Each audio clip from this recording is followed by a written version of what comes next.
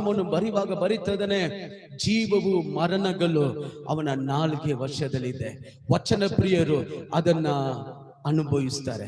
ಇವತ್ತು ನಮ್ಮ ಬಾಯಿಂದ ಹೊರಡುವಂತ ಮಾತುಗಳು ಹೆಂಗಾಗಿದೆ, ನಮ್ಮನ್ನ ಪರೀಕ್ಷೆ ಮಾಡಿಕೊಳ್ಳೋಣ.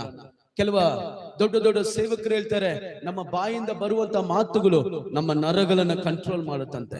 ಅದರಿಂದ ನಾವು ಮಾತಾಡುವಾಗ ನೆಗೆಟಿವ್ ಮಾತು ನಮ್ಮ ಬಾಯಲ್ಲಿ ಬರಬಾರ್ದು, ನಕಾರಾತ್ಮಕವಾದ ಮಾತುಗಳು ಬರಬಾರ್ದು, ಒಬ್ಬರನ್ನ ಕುಗ್ಗಿಸುವಂತ ಮಾತುಗಳು ಬರಬಾರ್ದು, ಒಬ್ಬರನ್ನ ಟೀಕೆ ಮಾಡುವಂತ ಮಾತುಗಳು ಬರಬಾರ್ದು, ಒಬ್ಬರನ್ನ ಶಪಿಸುವಂತ ಮಾತುಗಳು ಬರಬಾರ್ದು.